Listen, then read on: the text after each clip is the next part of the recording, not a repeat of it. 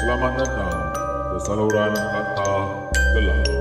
Diharap anda semua terhibur dengan rancangan ini. Kata gelap.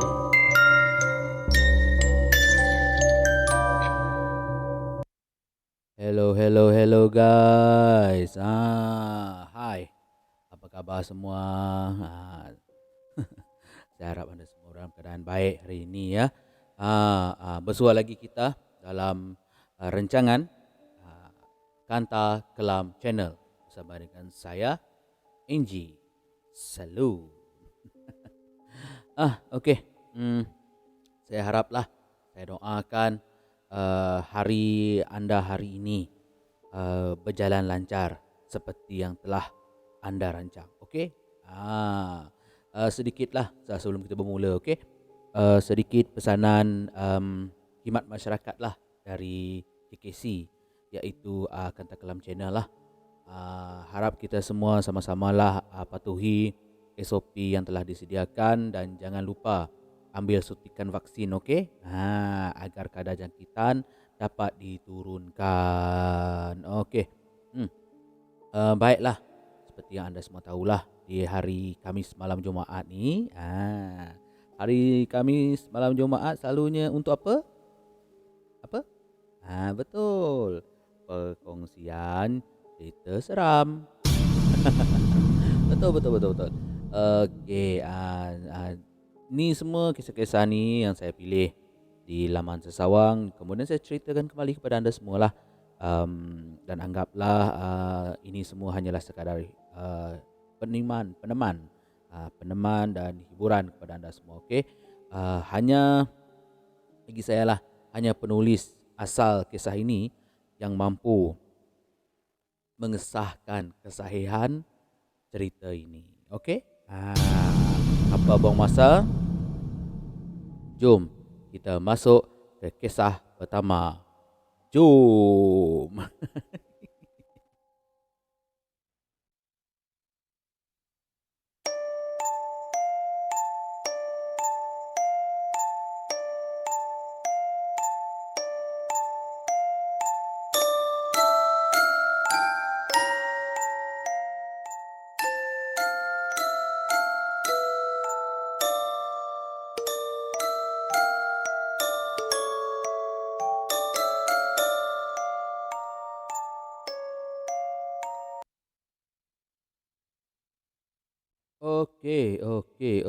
Okey guys. Di sini sebelum saya bermula bercerita lah. Ini kira back to back. Back to back tu macam mana dalam bahasa Melayu episod yang khas untuk kisah dan perkongsian masa memancing. Saya sengaja cari kisah-kisah yang ada berkaitan kan, berkaitan dengan memancing. Jadi sama-samalah kita layan, okey, kisah pertama kita pada malam ni. Okey. Kisahnya berbunyi begini. Okey, kisah kali ini berlaku di puncak Bukit Polo Iskandar, Ipoh, Perak. Ia berlaku dalam tahun 2006.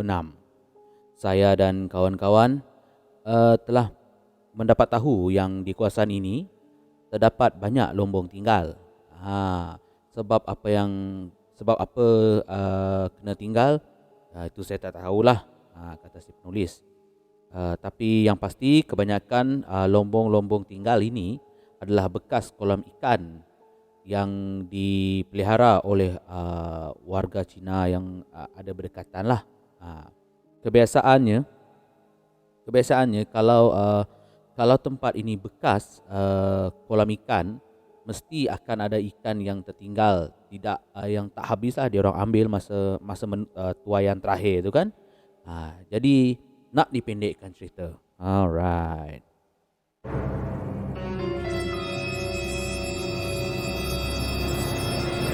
Okey. Petang tu saya dan kawan-kawan berangkat naik ke tempat sasaran lah.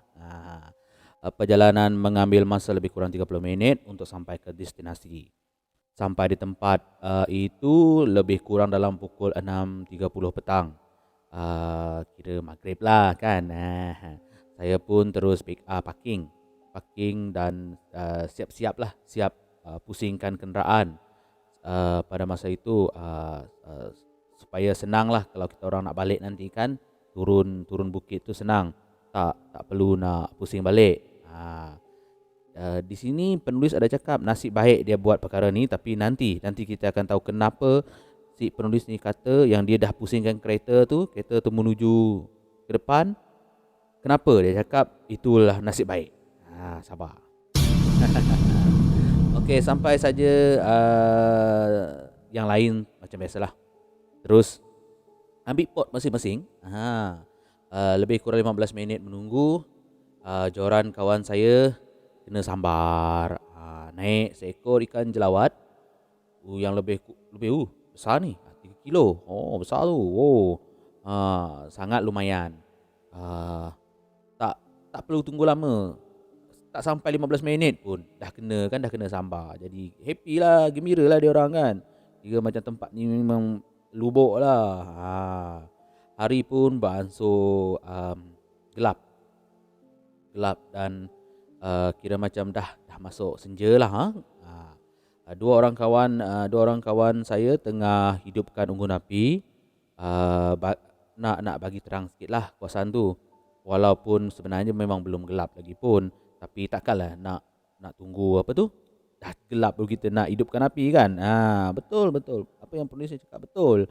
Takkanlah dah hujan dah basah baru nak buka payung kan. Betul. Saya pula duduk di tempat pancing sambil sembang-sembang lah dengan kawan-kawan saya yang duduk di sebelah saya. Tiba-tiba saya terdengar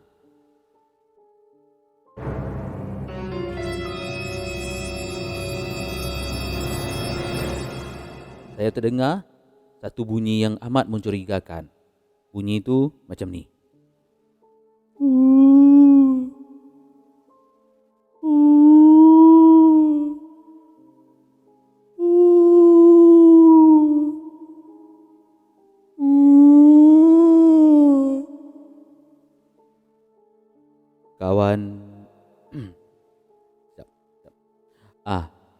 Kawan saya kat sebelah mungkin tak perasan lah dengan bunyi ni kan, sebab dia asyik membebel.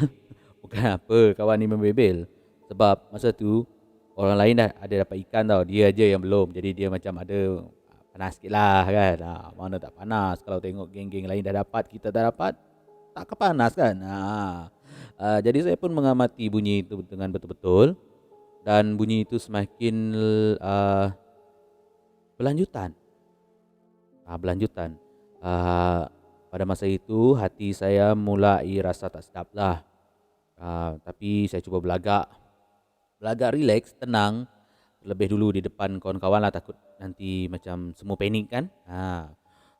Saya dah tak pandang dekat joran lagi lah, sebab masa tu memang tak dapat fokus nak pancing. Masa tu dalam hati pula tiba-tiba saya terdengar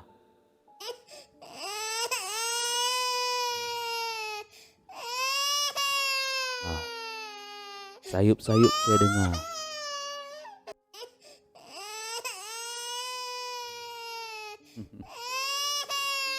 Saya pun kata, aduh, ni dah lebih ni. Nak buat macam mana ni? Aduh, hai, kata saya dalam hati. Saya pun mula membaca ayat kursi dan ayatul kursi. Ayatul kursi dengan ayat 3 kul dalam hati, namun bunyi itu masih berlanjutan. Bunyi bayi tadi kan, dengan bunyi tu kan, masih lanjut. Tiba-tiba kawan saya seorang ni datang ke tempat saya duduk dan terus duduk di sebelah saya. Bro, ada orang lain lah join kita pancing kat sini, kata kawan dia. Setelah dia melihat seakan-akan ada orang sedang memancing di seberang kolam tersebut. Okey. Tapi bila tengok balik, Tapi bila dia orang tengok balik kan, tak ada. Tak ada. Orang yang dia tengok tu tadi, tak ada. Masa kawan saya cerita pasal apa benda yang nampak tu, bunyi yang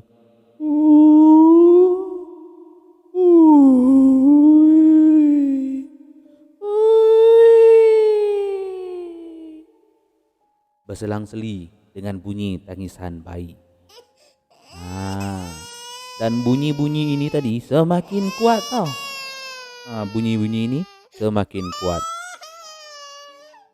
Hati saya terus berkata, confirm ini Cik Kak, Cik Pon.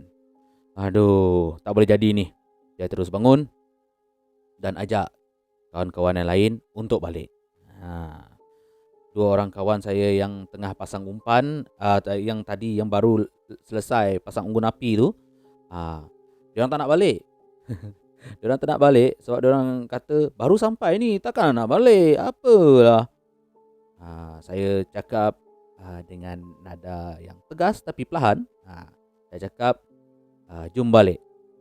Jom balik. Nanti lagi susah. Barulah semua start. Mula packing barang untuk balik. Bila dah siap packing, nak bergerak ke dalam kereta, baru perasan bunyi benda tu tadi yang tu tadi. Bunyi tu, korang tahu kat mana? Bunyi tu saya perasan bunyi tu ada di pokok berhampiran tempat saya parking kereta.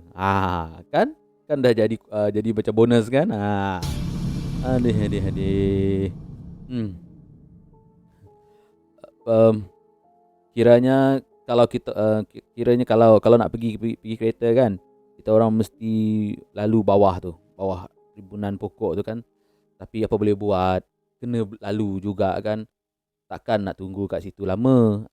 Kita orang pun berjalan pergi ke kereta dengan berlampukan lampu suluh yang ada pada masa itu. Dan nak dijadikan kisah, lampu suluh ni pun buat hal. Dia buat ala-ala macam cerita seram tu, cerita horor-horor yang biasa kita tengok tu. Lampu suluh tu kelip-kelip, sekejap ada, sekejap tak ada. Sedangkan lampu suluh tu baru tau. Baru. Mana tak peliknya. Masa lalu kat bawah pokok tu, Tuhan aja yang tahulah bulu roma kita orang memang sah-sah semua meremang.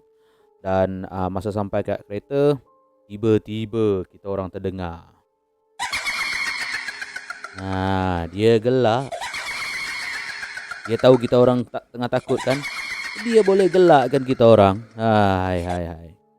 Apalagi semua melompat masuk ke dalam kereta. Saya cuba hidupkan kereta. Syukur kereta terus dapat dihidupkan. Saya terus masuk gear 1 dan terus berjalan. Tak tengok belakang lagi lah. Yang inilah yang saya cakap. Nasib baik saya dah pusing kereta. Kalau tak, kita orang terpaksa buat 3 point. Kalau buat 3 point, saya silap hari dia pergi depan, macam mana kan? Kan jadi satu hal lagi. Okey. Ingatkan gangguan tu dah habis. Sampai di situ saja. Rupa-rupanya masa kita orang turun daripada kawasan bukit tu, puncak daripada kawasan bukit tu, ada 2 kejadian aneh yang telah berlaku pada kita orang. Masa turun dari bukit tu memang dah gelap lah. Semuanya hanya berpandukan lampu kereta aja.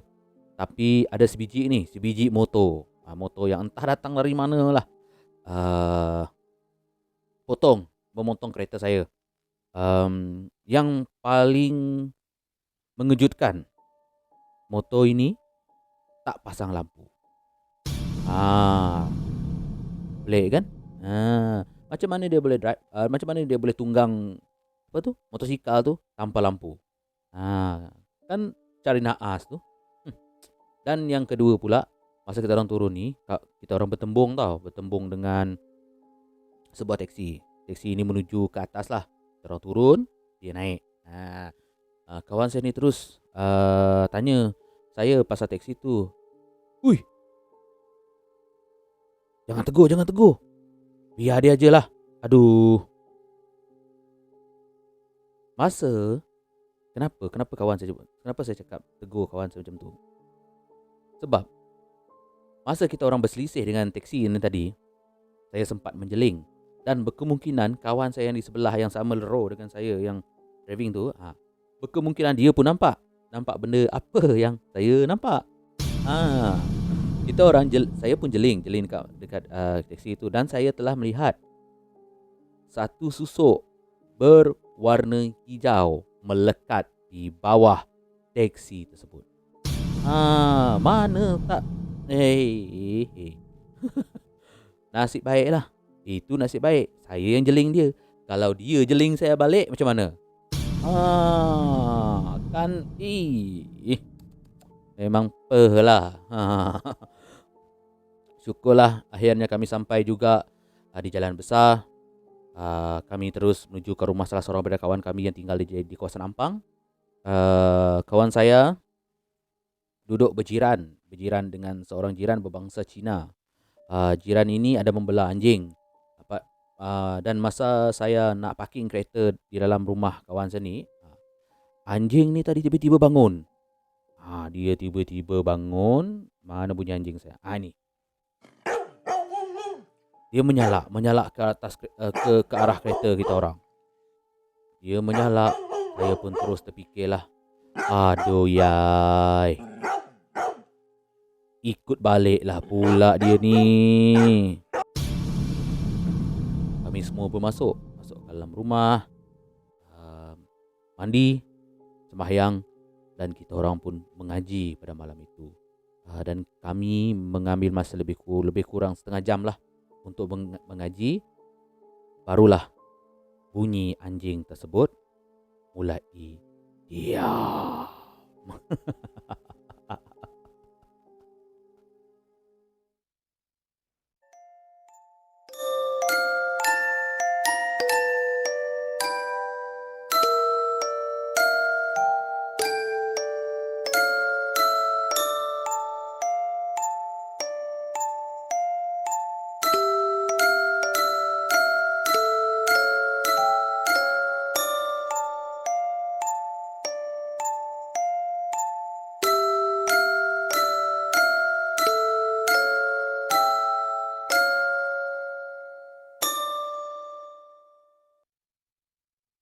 Okay guys. Ini baru kisah pancing kita yang pertama tau. Yang akan ni nanti, ini adalah kisah pancing kita yang kedua. Okay, bagaimana dengan pengalaman yang telah dikongsikan tadi guys? Bayangkan anda semua penonton saya ni dalam situasi si penulis dan kawan-kawannya ni. Nasib tau, kawan dia ni semua jenis yang dengar kata. Kalau jenis yang degil macam mana? Tak nak lah, aku tak nak balik lah. Kau tak nak balik, kau tinggal. Sanggup ke tak? Kau nak tinggalkan kawan baik kau kat situ, sanggup ke tak? Paksalah bersama-sama kat sana mengharungi semua dugaan yang tengah datang tu. Dan tak mustahil tau. Selalu dia kalau mengikut perkongsian yang pernah saya kongsi dalam rancangan ni, tak mustahil tau. Kalau dia beri macam level tau, level macam main game tu. Tak mustahil. Dia beri level 1, level 2, level 3, level 4, level 5, sampai dia keluar tu, itu kira dah level bos-bos lah tu. Okey lah, parah lah. Ni aduh, Cik Kak ni pun kacau lah. Dia orang nak layan potong steam lah Cik Kak ni. Orang minat mancing pun tu pun nak kacau ke? Carilah orang lain ke yang buat kerja-kerja yang tak senonoh. Kacau lah dia orang tu kan. Itu baru patut kacau. Ni dia orang ni baik punya pancing pun kena kacau. Tak patut. Okeylah. Jom tanpa buang masa, kita pergi ke kisah kedua. Jom.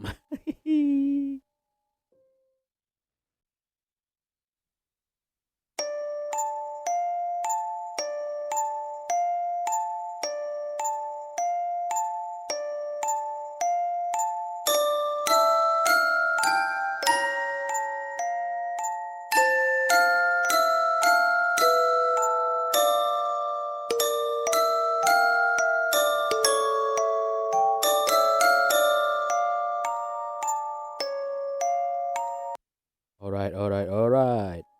Adakah anda semua sudah bersedia dengan kisah kedua?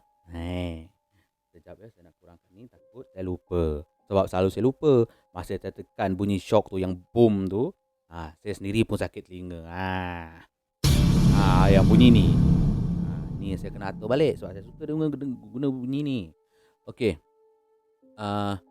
Kisah yang kedua ni hasil perkongsian daripada penulis yang sama. Sebab dia ni memang suka. Nanti saya akan sertakan, jangan takut, saya akan sertakan dari mana sumber saya dapat cerita-cerita ni. Kalau anda ada masa, anda boleh baca sendiri ya, bagi yang suka membaca. Banyak kisah-kisah dia ni menarik. Sebab saya memang minat memancing. Pendek cerita kan, saya memang minat memancing. Dan kebetulan ada dia buat satu segmen yang cerita memancing je semua. Jadi dia macam satu, kira macam wah bagi saya saya suka sangat masa tu. Jadi ini dua saya kongsi dulu lah. Nanti saya akan kongsi lagi ya, sabar. Okey, kisah yang berlaku kali ini terjadi sekitar tahun 1996 ataupun 97 macam itulah. Okey, nama masih segar dalam ingatan. Saya bersama rakan-rakan bercadang untuk memancing lampam, ikan lampam di Sungai Perak. Sebenarnya banyak lagi pot untuk memancing ikan tersebut di sekitar Bukit Candan. Tapi kita orang semua bersetuju untuk memancing di belakang sebuah masjid yang megah. Korang tahulah sendiri, bagi penonton-penonton yang berada di Perak, saya rasa diorang dah dapat agak dah dekat mana masjid ni. Tak perlu saya cakap lah. Nanti anda boleh cari sendiri, okey? Maafkan saya tak boleh cakap masjid ni apa nama. Sebenarnya dia ada cakap nama masjid tu, tapi saya tak nak. Saya hormati untuk tidak. Okey? Harap para penonton saya yang dihormati faham. Okey. Sesuai untuk aktiviti memancing secara beramai-ramai lah. Walaupun dengar cerita tempat ini yang ingin dituju ini agak keras. Tempat itu agak keras. Bukan batu dia yang keras. Tempat tu memang keras sebab penuh dengan batu. Tapi tempat tu yang keras. Banyak tu. Okey.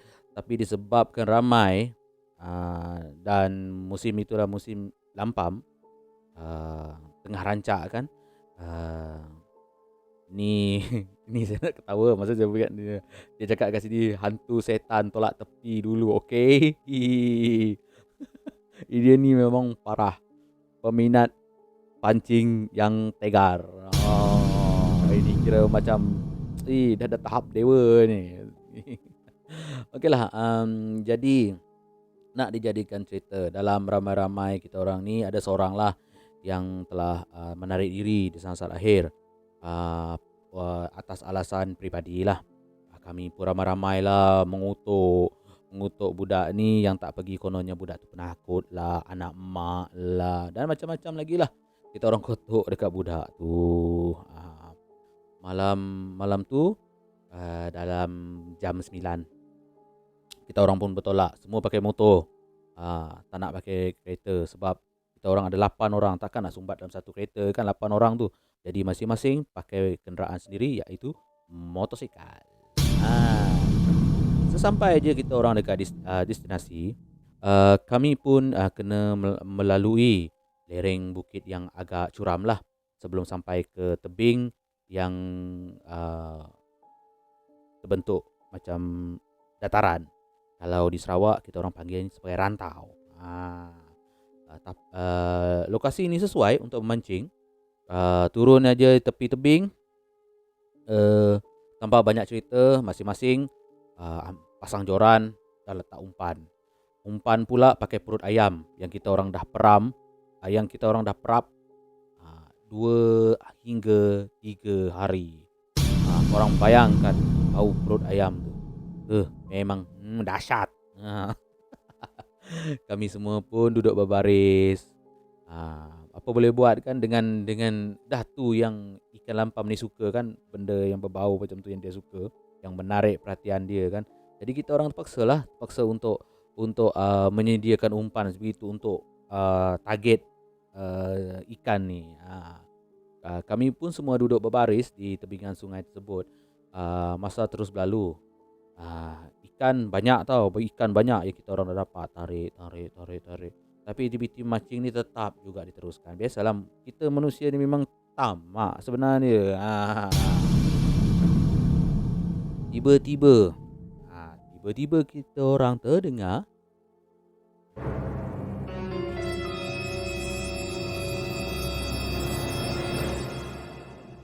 plup,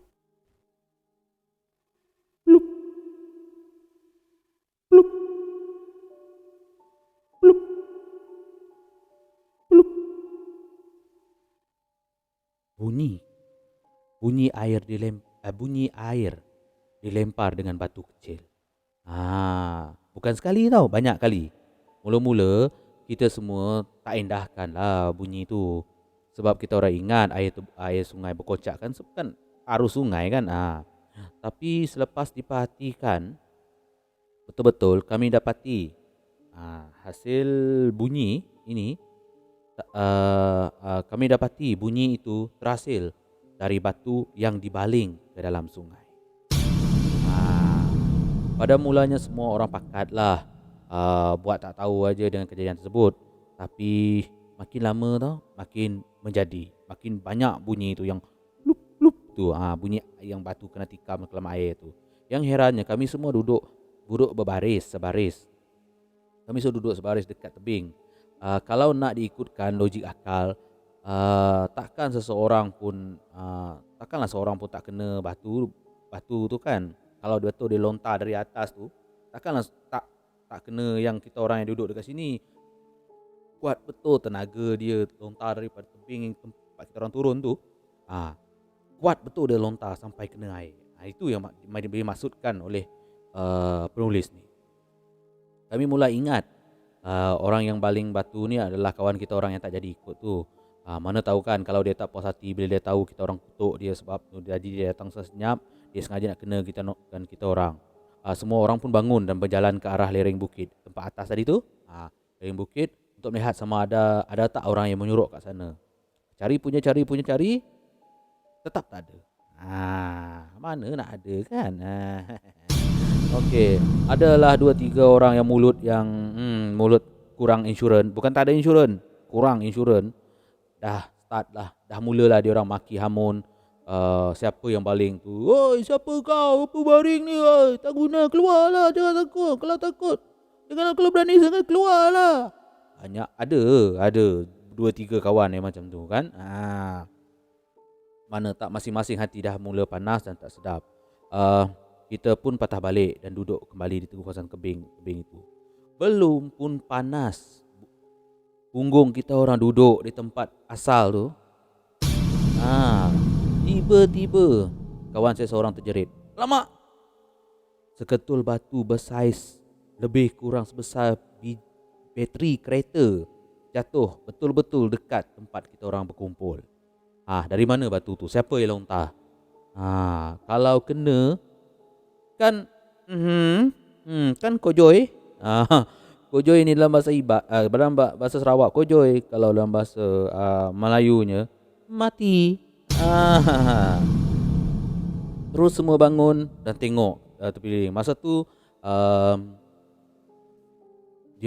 kita orang tersentak sekejap sebab kita orang ternampak berbola api sedang berpusing-pusing ligat betul-betul di tepi tebing. Saya pula masa tu dah tengok kiri dan kanan. Kalau orang lain mula lari, saya pun confirm lah lari kan. Takkan nak duduk lagi kat situ, takkan nak tunggu kan. Tapi nak lari ke mana? Sungai kan. Itu yang kita orang masa tu semua tercegap aja kat situ, tak tahu nak buat apa. Nasib baiklah ada seorang yang agak berani pada masa itu. Dia pun terus melaungkan azan. Elok aja dia melaungkan azan, tiba-tiba bola api tu tadi terus berputar ligat dan terus terbang melangkau kepala ke semua kami yang tengah berada di gigi air itu. Masa itu masa dia terbang di atas kepala kita orang tu, semua spontan menarap ke tanah takut terkena api ni, bola api ni tadi. Angin masa tu memang kuat lah. Dan memang kita orang nampak ia terbang menyeberangi sungai Perak pada masa itu.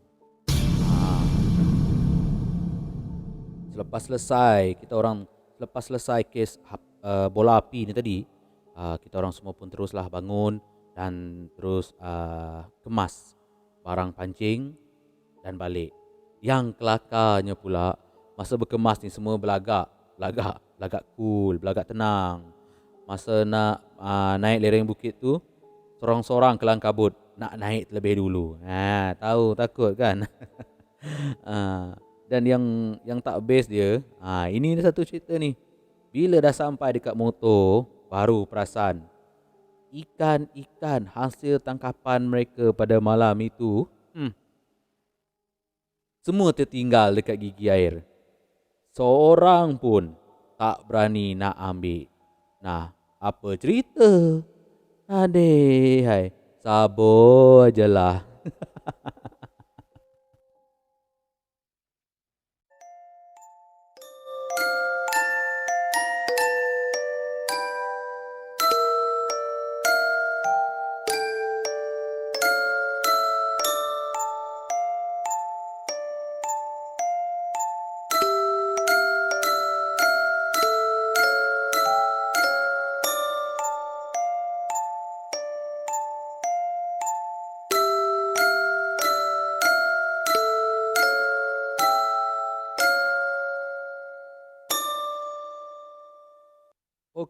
Okey guys. Okey, bagaimana kisah kedua ini?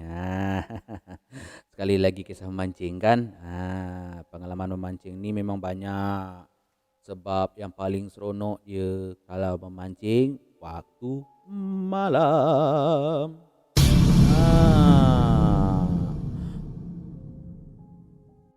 Lain kali kalau nampak benda yang pelik-pelik tu, saya nasihatkanlah. Bukan untuk anda aja, untuk saya sendiri juga. Kalau tengok benda pelik-pelik tu, bagus, baik dia, ada baiknya bungkus sajalah. Jangan tunggu lama-lama kat situ pula. Walaupun ramai. Jangan dan nak tunjuk berani sangat kan. Okeylah. Sampai di sini saja. Diharap semua perkongsian tadi dapat menghiburkanlah anda semua ya. Maaf jika ada tersalah kata, tersilap cara dalam saya menyampaikan perkongsian tadi. Anggaplah rancangan ini sekadar hiburan dan peneman anda semua, okey? Jalankanlah kajian anda sendiri jika inginkan kepastian yang lebih jitu. Saya Angie dan ini Kanta Kelam Channel. Okey, salut. Bye-bye. Jumpa lagi. Bye-bye.